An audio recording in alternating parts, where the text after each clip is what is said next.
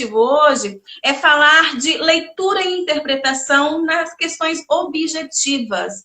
Eu confesso que eu trabalho pouco aqui no meu canal, acho que eu nunca falei sobre essa parte de questões objetivas, porque o meu foco mais é a parte de produção.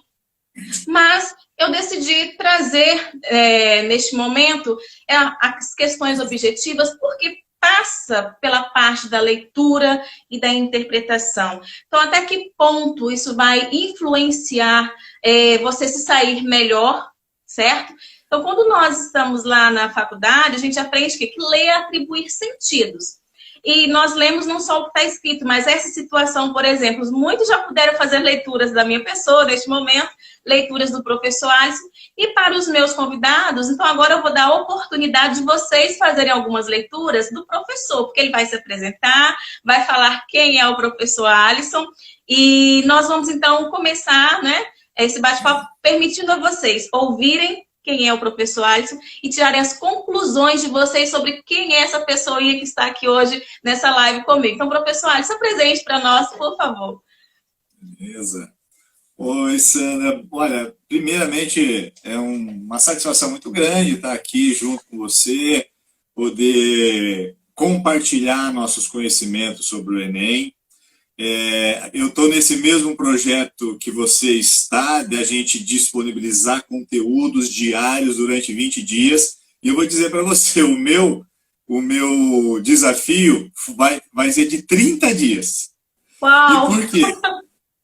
Porque como eu trabalho em ciências humanas, eu me dispus e fiz o desafio aqui para os alunos que me acompanham, da gente trabalhar uma habilidade por dia de ciências humanas. E são Legal. 30 habilidades no total. Então, como são 30 habilidades no total, eu falei, bom, já que é para a gente fazer um desafio, vamos fazer um desafio assim, bem porreta mesmo, e aí a gente vai fazer 30 dias, incluindo sábado e domingo, né?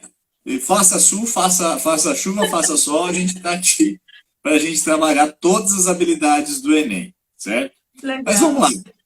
Para quem não me conhece, eu sou o professor Alisson, tenho aqui um canal voltado exclusivamente para a prova do Enem, mas é óbvio que nós, como professores, a gente trabalha com os alunos dos vestibulares, né, as características das outras provas, mas nós temos um foco maior na prova do Enem, certo? Eu já trabalho com o Enem há bastante tempo, eu trabalho com cursinho pré-vestibular, né, ensino médio, já trabalhei em coordenação de cursinho, direção de escolas, então eu já trabalho com o Enem há bastante tempo, principalmente quando eu exercia essas funções de coordenação e direção, porque eu, né, percebia na prova do Enem uma prova mais democrática, uma prova que poderia beneficiar mais os alunos, especialmente os alunos que vêm de escolas públicas.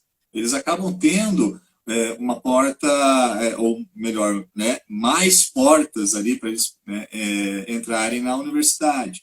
Então, eu já trabalho com o Enem há algum tempo. E como eu trabalho com o Enem, né, durante já boa parte dessa minha vida como professor, eu resolvi disponibilizar conteúdos aqui, né, gratuitamente, através das lives diárias, que dentro desse desafio, que a professora Sandra também está, né, através de uma live que eu já tenho toda quinta-feira, que eu faço também pelo YouTube. Enfim, a ideia é essa.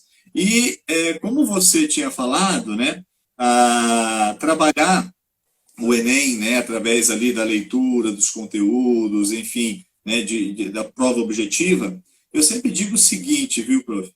A prova do Enem é muito diferente dos vestibulares, especialmente a prova objetiva, vamos colocar aqui a prova de ciências humanas, né, porque depois a gente vai debater um pouquinho a questão da redação, que é a sua especialidade, né? Mas em relação às ciências humanas, especialmente, a prova do Enem, ela difere muito das provas tradicionais, das provas dos vestibulares. Eu sempre falo o seguinte, ó, o aluno que vai estudar para o vestibular, ele tem que ir lá e ler o edital, o que já muita gente não faz, sabe, prof? Aí eu sempre falo, gente, edital é muito importante, você tem que saber, você vai fazer uma prova, você não vai saber as regras daquela prova que você vai fazer, daquele vestibular? Então, leia o edital. Aí lá no edital dos vestibulares, eu sempre digo para os alunos, no edital dos vestibulares está tudo o que pode cair no vestibular. Então, se você pega lá no edital a disciplina de História, por exemplo, tem lá desde a Grécia Antiga, né, da civilização clássica, passando pela Idade Média, moderna, contemporânea, enfim, e tem todo aquele conteúdo que você tem que estudar, só que aquele conteúdo todo, ele pode cair. Aí o que a gente faz para o vestibular? A gente analisa as provas passadas e fala, olha, o vestibular tal, ele tende a cobrar essas questões, né, esse assunto, enfim. Quando a gente estuda para o Enem, eu digo o seguinte, o edital do Enem, que a gente chama de matriz de referência, ele tem tudo que vai cair no Enem. Essa é a grande diferença que os alunos têm que entender quando eles estudam para o Enem. O vestibular, tudo pode cair. No Enem, tudo vai cair. Só que tem uma coisinha. O Enem, ele tem uma matriz de referência com base nas competências e habilidades, tá bom? Então, essas habilidades todas vão ser cobradas na prova. Ontem, por exemplo, na nossa live, eu estava trabalhando a habilidade número 8 de Ciências Humanas. Hoje, às 8 horas, né, eu inicio a live do projeto e a gente vai trabalhar a habilidade número 9. Ontem nós trabalhamos uma habilidade que falava sobre conteúdos que envolvem imigração e problemas de ordem social. E aí eu pergunto sempre para os alunos, galera, vai cair alguma questão sobre imigração no Enem? Vai. Vai porque tem uma habilidade que diz isso. Vai cair problemas socioeconômicos? Vai, porque a habilidade assim diz. Então, a gente precisa trabalhar o Enem com base nas habilidades. E essa é a grande dificuldade, sabe, professor, dos alunos. Sim. E confesso de muitos professores também, né? Porque não é fácil você ensinar por competência e habilidade. Já levando um pouquinho para a sua área, especialmente, que é a redação tem 5 competências lá, né? Que o aluno tem que dominar, certo? E, ou seja, então como que ele estuda para o Enem? Estuda para o Enem dominando essas competências lá em redação, dominando as habilidades das áreas do conhecimento, né? E aí vem aquilo que você disse, dá para você tirar uma boa nota dominando isso, ou seja, aplicando uma técnica mais voltada exclusivamente para a prova do Enem. Então, a gente ensina, sim, o conteúdo que normalmente cai, tá? Através das áreas de conhecimento, mas principalmente a técnica correta para fazer e resolver a prova do Enem. Basicamente isso, para a gente começar aqui, tá, prof? Isso aí. Então, vocês puderam perceber que o nosso colega está há um bom tempo nessa área. E no seu canal, como você disse, também está aí nesse desafio. Então, você vai prosseguir, eu vou parar antes, você vai prosseguir. E como nós tínhamos estipulado para a gente conversar aqui, nessa questão de leitura e escrita, você até já deu essa introdução, né? Os alunos têm muita dificuldade. Então, você falou que até mesmo os professores, os colegas têm essa dificuldade. Então, quando você trabalha com seus alunos, quando você ouve deles as reclamações, então o que eles mais reclamam no que diz respeito às questões da sua área lá no Enem? O que eles chegam para você e reclamam? Qual a maior reclamação dos alunos? Quando fala das questões do Enem, para eles, eles acham complicado? O que eles mais reclamam? Enunciado grande, ou conteúdo, ou gráfico? O que eles mais reclamam com você? Olha, prof, hoje, inclusive, de manhã, eu tive uma reunião com um grupo de alunos que eu tenho, que são alunos exclusivos de medicina. E são alunos do Brasil inteiro, né? Dentro de uma plataforma que eu presto, né, serviço e, né, dou aula, nós temos ali um grupo só de alunos de medicina. E o que nós fazemos às vezes? A gente pega e faz uma reunião para discutir as dificuldades que os alunos têm, que são as dificuldades de estudos e tudo mais. E acaba sempre chegando na dificuldade da prova, certo? Sempre quando a gente discute as dificuldades, a gente acaba também discutindo dificuldades da própria prova. E realmente, né, quando a gente fala da prova do Enem, a principal dificuldade da prova do Enem é a resolução das questões dentro de um tempo que é longo, né? Sim, mas é uma prova longa. É uma prova que exige do aluno um foco. É uma prova que exige do aluno um descanso físico e mental muito grande para ele poder resolver. Porque é uma prova né, de fôlego. Eu sempre falo para os alunos, vocês vão fazer uma maratona, certo? A prova do Enem exige de vocês uma resistência. Vocês não podem treinar para a maratona de véspera. Então, é importante que ao longo dos seus estudos, né, você se prepare para essa prova, porque é uma prova extensa realmente. E olha só, hein, a prova do Enem, especialmente em ciências humanas, que tem muito texto, certo? Uhum. Os textos são importantes, não dá para ele fugir do texto. Não dá para ele pegar e tentar driblar ali, olhar lá para o comando da questão, para a pergunta em si e pular o texto. Os textos têm relevância muito grande na prova do Enem. Então, eles têm essa dificuldade. Como eles têm essa dificuldade, o que eu tento fazer para eles é mostrar o seguinte: quando a gente domina as habilidades, algumas questões dá para a gente já identificar e tentar resolver. Vou dar um exemplo, sabe, Sandra? Você que é da área de linguagens, né? Em ciências humanas, tem uma habilidade que nós trabalhamos há pouco tempo, que é uma habilidade de comparar pontos de vistas em fontes diferentes, né, sobre algum assunto, especialmente um assunto ligado à cultura. Olha só como eu falo para os alunos. Eles vão fazer a prova, e aí eles chegam lá na prova do Enem e se deparam com uma questão grande que tem 2 textos. Nossa, o aluno já desanima muitas vezes e fala, nossa, deixa eu procurar outra questão, que isso aqui vai tomar muito tempo. Só que eu já falo para a gente, vai nessa questão. Sabe por quê? Porque essa questão que tem 2 textos, provavelmente, é uma questão apenas de comparação dos pontos de vista. O comando da questão vai falar, ó, o autor do texto 1 fala alguma coisa, o autor do texto 2 fala outra coisa. Né? O que eles falam é semelhante, é diferente, ou seja, é uma questão normalmente fácil. O aluno se impressiona pelo tamanho, né, do item, da questão. Uhum. E eu já falo para eles, não, identifiquem essas questões e já tentem resolver. Tanto porque você vai estar descansado, né, fisicamente, né, a sua mente vai estar mais descansada e você já mata as questões mais fáceis. E isso para o Enem é importantíssimo, já que o Enem tem uma forma de correção que é a TRI. E a TRI leva em consideração a coerência de resposta. Então, ele precisa acertar as questões mais fáceis, né? Então, sim, os alunos têm essa dificuldade do tamanho da prova, mas ali eu falo que tem 2 coisas. Uma é a estratégia de resolução, outra é o treinamento para essa prova, a preparação para essa prova extensa que tem que ser ao longo do ano, para ele poder diminuir um pouquinho essa tensão e tirar essa crença limitante que a prova do Enem é difícil porque ela é extensa. Entendeu? É igual você falou assim, crença limitante. Existem muitas crenças limitantes, não é isso? Inclusive eu ouço, igual você comentou, que você pede aos alunos, eles não podem deixar de ler os textos. E eu ouço alguns colegas falando o seguinte, olha, não precisa ler os textos, vai direto ao comando. Então tem colega, eu já ouvi e fala assim, vai direto ao comando.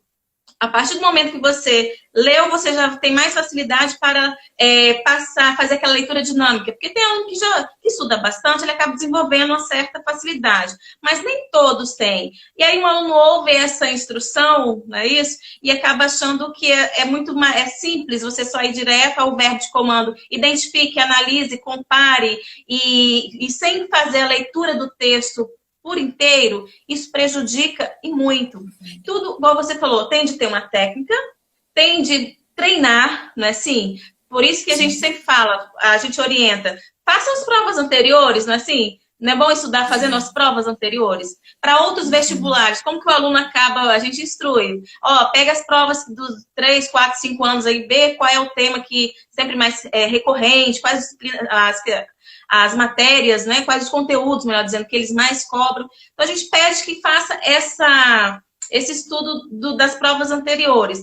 Mas, em se tratando de questão do Enem, claro que a gente sabe que tem aqueles assuntos que são recorrentes, não é assim? Como você falou agora, pela habilidade, essa habilidade vai ser cobrada. Então, se você estuda por habilidade, você já fica muito mais... A gente fala fácil, vamos colocar fácil, né? A partir do momento que você tem essa prática de você resolve uma, resolve 2, resolve 3, então você começa a desenvolver em você essa capacidade de identificar, não, eu sei que aquilo já está me cobrando isso, né? Então eu só posso achar, para mim vai ser mais fácil, no meu caso, questão de redação. são 5, igual você falou, são 5 competências. Eu sei que eu vou ser avaliado na norma culta, na questão de seleção, organização, nos mecanismos coesivos, eu sei que eu tenho uma competência para falar da intervenção. Então, a partir do momento que você compreende isso e sabe o que eles estão esperando de você, fica muito mais fácil, não é assim? Você ia fazer algum comentário? Esse comentário que existe em torno do comando da questão, né? Ou seja, aquela parte lá da pergunta, né? Que é a pergunta em si, né? É o comando da questão. Assim, todos os alunos têm uma estrutura com base, né, em 3 etapas, né? Normalmente o texto, uma charge, um gráfico, enfim, o comando da questão e as alternativas. O ler o comando da questão antes do texto, ele é, sim, bastante eficaz, mas não tira a necessidade, não elimina a necessidade do aluno ler o texto. Muito pelo contrário. Ler o comando antes de ler o texto significa fazer, né, com que o aluno perceba já faça ali, né, uma atividade mental de olhar para o texto já buscando algumas informações, mas ele vai ter que ir para o texto. Mas o Enem não tem como ele escapar, só se a questão for muito mal formulada. Mas o Enem, né, tem todo um banco de itens, ou seja, uma pré-testagem ali dos itens, onde o comando da questão é importante. Hoje, né, na live que eu vou fazer com os alunos, novamente, eu sempre chamo a atenção, a gente faz esse exercício, né, constantemente, de analisar os itens, de analisar as questões, e partimos sempre do comando, mas a gente volta lá no texto procurando aquilo que o comando está pedindo para a gente, sabe? Então, é importantíssimo. A prova do Enem é uma prova que exige uma estratégia, né, de como resolver de forma correta, né, as questões por conta da correção, e exige, sim, como você disse, a resolução constante da prova. O aluno tem possibilidade de resolver muitas provas do Enem, tanto porque você tem a prova oficial, vamos colocar assim, do Enem, que acontece no momento, e você tem a prova PPL também, que muitos alunos se esquecem, mas dá para eles buscarem questões da prova PPL. A prova PPL, galera, é a prova que é feita dentro do mesmo padrão, mas para as pessoas que estão sob custódia, né? Então, essas pessoas fazem uma prova separada, mas é a mesma, né, mesma dificuldade e tudo mais, então vocês têm condições de praticar muito a prova do Enem e tirar, né, acabar, destruir essa crença limitante aí da prova ser difícil, porque ela é extensa. Essa questão dos textos, vamos voltar aqui um pouquinho para essa questão de texto. Então, ler é atribuir sentidos. E uma coisa que a gente hoje trabalha, pelo menos na minha área, assim, o que os nossos manuais pedem para que a gente... Aliás, o próprio PCM, não é o que eles falam? O texto tem de ser o início da aula de português.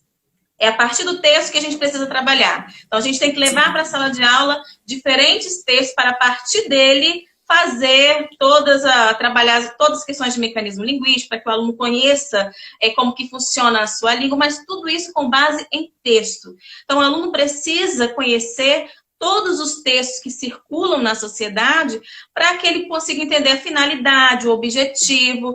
E, por exemplo, na minha disciplina, nós trabalhamos, por exemplo, com os elementos da comunicação, as funções da linguagem, e quando o aluno vê, por exemplo, uma receita, ele já sabe qual é a função daquela receita. Ou ele já sabe qual é a função da linguagem que vai prevalecer ali naquela estrutura de texto. Quando o aluno vê um editorial, ele já percebe o tipo de linguagem que ele terá, os mecanismos linguísticos que são mais cobrados. E por isso a importância de nós trabalharmos com diferentes textos em sala. Muitos alunos eles questionam, para que eu vou trabalhar tirinha? Para que eu vou trabalhar charge? Para que eu vou trabalhar infográfico, que hoje usa-se muito? Então, por exemplo, se você tem essa habilidade, se você trabalha, se nós, né, professores, sempre levamos para a sala de aula esses diferentes textos, e o aluno ele já vai tomando, né, contato com esses textos e vai tornando mais fácil. Por quê? Porque ele já vai ter facilidade de atribuir sentido quando ele verificar certas estruturas. Não, por meio dessa estrutura eu consigo perceber que o autor está tentando me convencer, ele está tentando me... Então, ele consegue perceber qual é o intuito daquele texto, né? Vamos assim dizer. E pelo menos nos comandos de língua portuguesa, a gente encontra muito essa questão do objetivo, da questão, e trabalhar com diferentes textos. E tem aluno que muitas vezes na sala de aula, ele burla esse conhecimento, ele não gosta de ler, ele acha que tirinha é desnecessária. Esse livro parece que ele é criança, Turminha da Mônica, um livro de ensino médio trazendo Turma da Mônica. Outros acham, só a Mafalda que é legal, gosto muito da Mafalda. Hoje tem também o Armandinho, né, que é muito triste. E aluno acha, quando a gente leva esse tipo de texto para a sala, tem aluno que não gosta. Acho que poderia estar trabalhando outras coisas. Mas o aluno precisa perceber essa multimodalidade ao qual ele é a todo dia imerso nisso aí. Então, os textos são multimodais. Por exemplo, aqui eu estou usando fala, né? Assim, eu estou gesticulando, a fisionomia, então nós usamos diferentes maneiras para passar a nossa informação. E o aluno precisa estar habituado a isso. E chega lá, muitas vezes ele não consegue ler, por exemplo, o infográfico, ele não consegue perceber que relação tem a charge com o conteúdo de um editorial. Na redação, por exemplo, a gente tem um gráfico e o aluno não consegue interpretar o gráfico. Não é assim? Então, é importante você treinar, pegar provas anteriores, você errou, não, qual é esse conteúdo aqui, eu não consegui entender, o que me prejudicou, vi que foi isso. Então, é a partir dessas repetições, vamos assim dizer, né, que o aluno vai conseguir melhorar a sua nota. É isso? Faz sentido? Totalmente, Sandra. É o seguinte, aliás, o aluno vai fazer uma prova que é uma prova de linguagens, né? E tem gente que trata como se fosse prova apenas de português, não, então é uma prova de linguagens. E ali a gente tem uma competência, claro, você tem muito mais competência do que eu para falar sobre isso, mas o aluno ele tem ali, eu estou aqui com as habilidades abertas, eu falo para os alunos o seguinte, a matriz de referência é a minha bíblia do Enem, eu ando com ela, né? E tem ali, né, várias competências, né, de linguagens e códigos, e uma competência que fala o seguinte, confrontar opiniões e pontos de vista sobre diferentes linguagens, né? Reconhecer em textos de diferentes gêneros, recursos verbais e não verbais, ou seja, está falando que vai ser cobrado dessa forma do Enem. Como você vai estudar para o Enem? De outra forma, se não, né, buscar ler textos de diferentes gêneros e tudo mais, para você se preparar para essa prova. Então, o aluno ele vai ter que praticar. Sem treino não se ganha jogo, né? Então, o aluno ele vai ter que treinar bastante, por mais que ele fale, olha, eu não tenho muita facilidade para estudar isso, mas é dessa forma que ele vai conseguir melhorar. Quando a gente prepara um cronograma de estudo para os alunos, a gente fala, olha, qual o horário que você tem mais condições de estudos em termos de tempo e maior rendimento? Nesses horários, você vai colocar principalmente as matérias que você tem mais dificuldade, aquelas que você, né, precisa melhorar. E se ele vai fazer uma prova que exige muita interpretação de textos, né, e de vários tipos de textos, diferentes gêneros, ele vai ter que ter contato com isso ao longo dos estudos dele, né? E então a leitura, como você estava dizendo, ela é importantíssima, mas se a gente for estudar para o Enem, que tipo de leitura, né? Então ele vai estudar vários textos. Deixa eu só levantar uma questão que eu acho bem interessante para o aluno perceber, que o Enem ele pede para o aluno ter habilidades, né? E uma das habilidades é o aluno reconhecer diferentes linguagens. Olha, a habilidade é apenas para ele reconhecer. Aí a gente teve uma questão no Enem que foi muito polêmica, que era uma questão que envolvia lá um dialeto dos gays, travestis, e que gerou uma polêmica muito grande. Né? Enfim, a polêmica está de ter politizado a questão, mas os alunos tinham o receio de que, nossa, então agora eu vou ter que estudar isso? Não é que você tem que estudar isso como conteúdo, tá, no ensino médio, mas você tem que saber que nós temos diferentes tipos de linguagem. Nós falamos aqui pela internet. Eu tenho um vizinho aqui que gosta de jogar videogame, sabe, Sandra? O cara fala cada nome ali que eu não consigo decodificar, entender o que ele está falando. E eu acho que é alguma estratégia de jogo que eles usam. Então, o pessoal que joga videogame pela internet, eu estou falando de videogame, não é nem videogame, né, cara? Isso é pelo computador, olha só como eu sou atrasado. Ou seja, os caras têm uma linguagem própria, que eles se identificam. A ideia do Enem é, cara, você está reconhecendo que isso aqui é uma linguagem que gera uma comunicação, né? Sim. Então, levar isso para o aluno, né? Que ele tem que ter essa capacidade. Enfim, não sei se eu exagerei aqui na minha explanação, mas a ideia, a leitura exige, né, que o aluno tenha a capacidade de reconhecimento, né, saber ter contato com gêneros textuais, sabe? Joinha. Igual você comentando aí, pô, acho que na minha live da semana passada eu até trouxe essa questão de o que é competência. A gente fala muito e muitas vezes não sabe o conceito. Então, competência é saber ou saber conhecer. E a habilidade é você praticar, não é? Se você conseguir usar essa competência sua para resolver uma determinada... É uma aptidão para você solucionar aí certas coisas. E uma das coisas que é muito interessante a gente trabalhar por competência e habilidade, porque nessas questões a gente sempre tem o quê? Verbos de comando, igual a gente já comentou aqui. A gente vai ter um conteúdo, elas sempre são estruturadas assim, né? Verbo, conteúdo e contexto. Por isso que os alunos até reclamam que são grandes enunciados. Mas isso é o que facilita a interpretação. Então, você identificou o verbo, sabe o que esse verbo está querendo de você? Só identificar é uma análise, é uma comparação, é a síntese disso, ou o resumo disso. Então, se você consegue assimilar o significado dessas palavras, e aí você vê o conteúdo depois, por exemplo, de português, identificar as diferentes linguagens e seu recurso. Então, quais são as diferentes linguagens que nós trabalhamos? Linguagem verbal, linguagem não verbal, não é assim? E aí vem recursos expressivos como elemento de caracterização dos sistemas de comunicação. Então, já fica mais fácil para o aluno quando ele consegue, não é isso? Perceber que, por meio dessa contextualização, o que está sendo exigido dele, não é assim? Então, por mais que o aluno reclame, as questões são elaboradas de modo até facilitar, não é isso? A vida dele fica muito mais fácil, ele consegue, se ele sabe, já vai para lá, sabendo que é essa habilidade que ele precisa colocar em prática, né, para conseguir extrair o que ali está pedindo, para chegar a uma medição, né, quantitativa, na verdade. Eu falo que é uma pena que o nosso sistema seja muito quantitativo, mais do que qualitativo. Mas que como a gente tem a UTI, não é isso lá?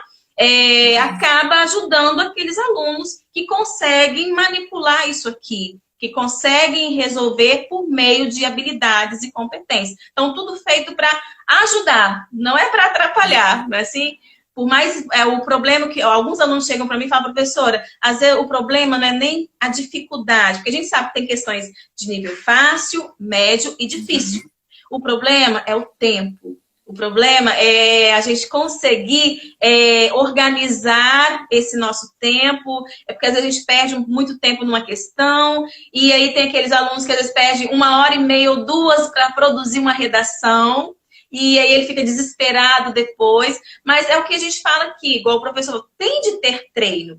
Ninguém vai, é uma coisa que o Érico sempre fala, né? Você não vai conseguir uma barriga de tanquinho se você não malhar, se você não fechar a boca, se você não treinar. Da mesma forma, você não vai conseguir tirar uma nota acima de 750 ou 800 na redação do Enem, nas objetivas, se você não treinar. Então, tudo é uma questão de redação. Você não vai tirar acima de 900 se você não praticar.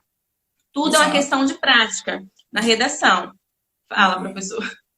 Não, concordo plenamente, Sandra. Se quiser concluir, aí, eu vou falando junto. Eu parece professor, sabe? Então, veja bem. Uma coisa que eu gostaria que você falasse agora pra gente, na sua área, na sua disciplina, tem conteúdos que quando você trabalha, você fala, galera, fique atento que isso aqui pode te ajudar lá na redação. Você faz isso com seus alunos?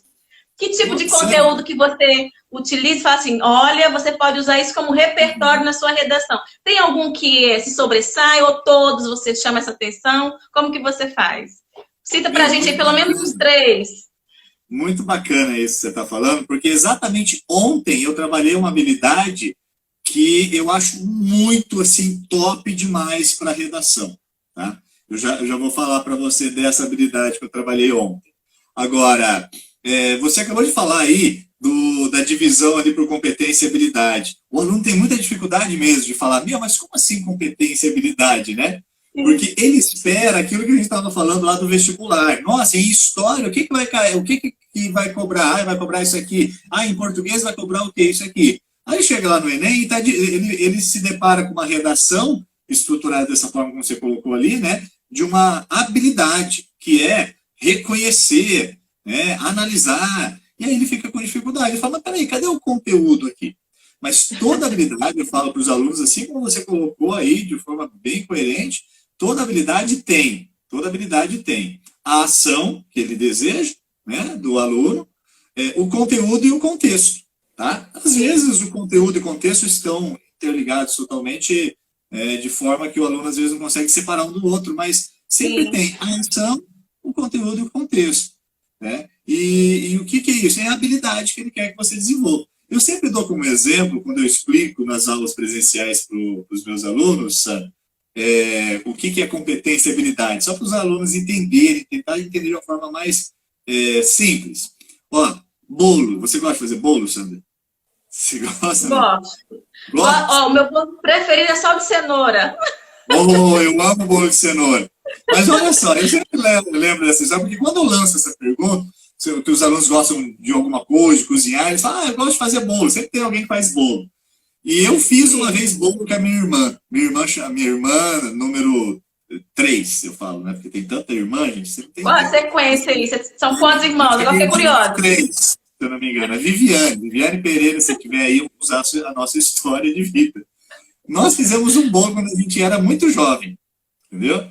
E aí a gente, né, minha mãe saiu de casa e aproveitamos fazer um bolo. Né? Tinha um livro lá, pegamos a receita e fomos tentar fazer um bolo. Enfim, encurtando a história, o bolo queimou, ficou duro, não saía da forminha, aquela forminha redonda. Quando saiu, estava uma pedra tão grande que a única coisa que a gente conseguiu fazer com aquele bolo era brincar de rodinha. Um ficava no canto da sala, outro ficava e jogava o bolo com o outro, sabe?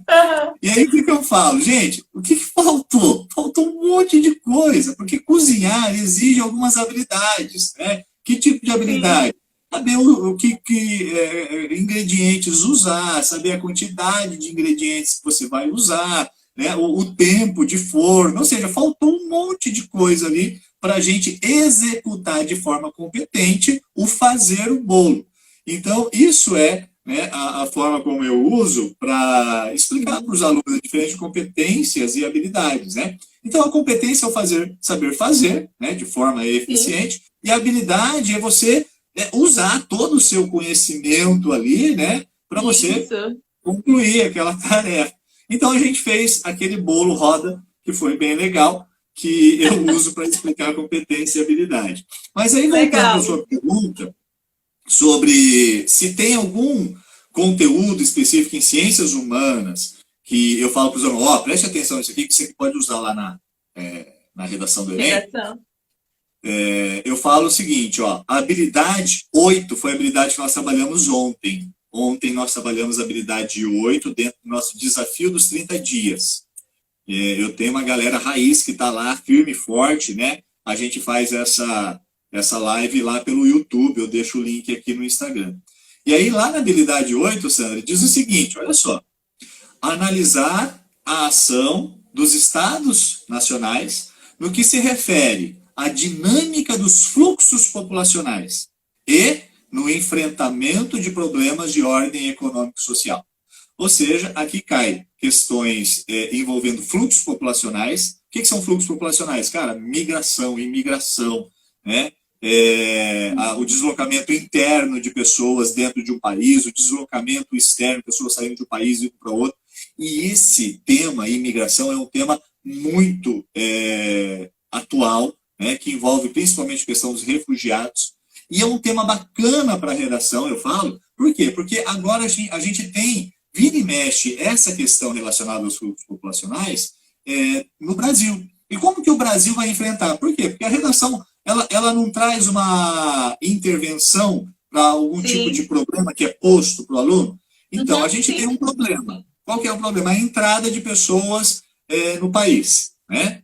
Por questões de problemas de ordem econômico-social lá do país deles. E aí, como que a gente vai lidar com essa situação? Tem gente que vai falar, professor, vamos construir muros, né? Porque a gente tem vários muros sendo construídos aí. Aí eu já digo, olha, o artigo 14 da Declaração Universal dos Direitos Humanos, ele diz que todo mundo tem o direito de pedir e receber proteção de outras nações quando ele sofre algum problema dentro do seu país de perseguição ou de um problema econômico muito forte que força ele a sair do seu país. Então, ou seja, é uma solução que na verdade é complexa. E aí, problemas de ordem econômico-social. Gente, nós estamos vivendo uma pandemia. Essa pandemia vai trazer muitos efeitos colaterais que vão ser sentidos, né? Ontem eu estava vendo no Roda Viva, que é uma coisa que eu falo para os alunos sempre buscarem essas informações, de uma economista falando, né? Dos problemas que que virão, né? Que já estão ocorrendo. E esses problemas são de ordem econômico-social, que é dessa habilidade. Por exemplo, pobreza, questão de habitação, segurança, criminalidade, né? Saneamento básico, saúde, a gente está vivendo isso. Tudo isso que a gente trabalha em ciências humanas, especialmente nessa habilidade, é um material muito, mas muito forte para ele estudar para uma redação do Enem. Tá? Então, respondendo a sua pergunta, eu acho que essa habilidade, especialmente, eu falo muito para os alunos que eles podem usar para redação, né? Para treinar para redação. Legal. Professor, eu estou olhando aqui, nós temos mais 10 minutinhos. Então, passa rápido. Eu já tenho que entrar na outra, inclusive. Isso, você tem seu compromisso. Então, eu coloquei como título, convidando a galera, colocar assim, ó, você quer saber como melhorar, ou como tirar 800, assim, ou acima de 800 pontos na redação, ou melhor, em ciências humanas? Então, assista a nossa live. Então, sintetizando, você como um professor dessa área, para os seus alunos que precisam tirar acima de 800, ou 750, para algum aluno está excelente, não é isso? Se ele conseguir 700, 720, 700, mas eu coloquei lá 800, talvez alguns, nossa, que exagero, é possível. Mas então vamos trabalhar assim, de 700 acima, que já vai uma média boa, dependendo do curso, né, a nota de corte já é uma média boa em ciências humanas. Fala pra gente, quais seriam as suas dicas de ouro nessa parte para o aluno? Não, você que quer tirar essa média, você tem que fazer isso. Então, o que esse aluno tem de fazer, professor? Primeiro, eu acho o seguinte, quando a gente fala de 800 e parece exagero, na realidade o que a gente quer dizer, né, Sandra, é que, 800 para mim é a média ouro do Enem. Sim. Principalmente porque com 800 o aluno passa, eu falo, com 800 pontos de média, o aluno passa em qualquer curso em alguma universidade do Brasil, inclusive medicina. Esse ano nós tivemos, acho que só apenas 7 universidades no total que tiveram uma média acima de 800 em medicina, foram as maiores médias. Tá? Todas as outras teve uma variação ali de 730 a 790. Isso. Então, 800 pontos é para ele passar em qualquer curso, essa é a ideia. Né? E quando eu falo também que ele pode tirar 800 pontos em ciências humanas, eu coloco da seguinte forma, viu, Sandro? O aluno que estuda para medicina, eu coloco medicina, né, assim, porque por conta da nota, né, que o aluno tem que tirar. Normalmente o aluno que estuda para medicina, olha só, ele tem que tirar, essa já é uma conta que nós fizemos, né? Ele tem que tirar em média 920 em redação, 920, 940, ele tem que tirar 890 em matemática, 900 em matemática, ele tira em média 750 em ciências humanas, ele tira em média 690 em linguagens e códigos. Tá certo que a prova de linguagens e códigos tem uma nota menor mesmo, tá? Por conta de ser a prova mais fácil, teoricamente, do aluno fazer, né? Ela tem a média de acertos maior. Enfim, isso aí a gente pode discutir numa outra live. O que eu quero dizer? Se o aluno aumenta a média de ciências humanas, aumenta a média de linguagens e códigos, ele diminui a pressão em redação e matemática. Porque o aluno que vai estudar para esses cursos de alto desempenho, ele tem na cabeça dele, fala, nossa, então eu vou ter que tirar 960 em redação, tenho que tirar 900 em matemática, mas eu tenho muita dificuldade em matemática, e ele já coloca uma crença limitante. Né? Primeiro que ele acha que ele só vai ter a média se ele conseguir tirar essas notas em matemática, em linguagens e códigos. Porém, se a gente consegue aumentar as notas desses alunos em linguagens e códigos e ciências humanas, a gente pode diminuir um pouquinho essa pressão em matemática e redação. Então, tirar 800 pontos em ciências humanas é o meu objetivo enquanto professor. Como? Qual que é a dica ouro que eu falo para os alunos para eles tirarem 800 pontos? Entender as habilidades do Enem. Entender e compreender como ele deve estudar para o Enem, que é estudar pelas habilidades que a gente tem lá na matriz de referência. Pegar as questões que são separadas por habilidades, treinar a partir dessas habilidades e fazer, né, conseguir identificar lá na hora da prova as questões mais fáceis primeiro, para ele poder ter coerência nas suas respostas e conseguir uma nota, né, mais, vamos colocar assim, qualificada em virtude da TRI, que é a forma de correção.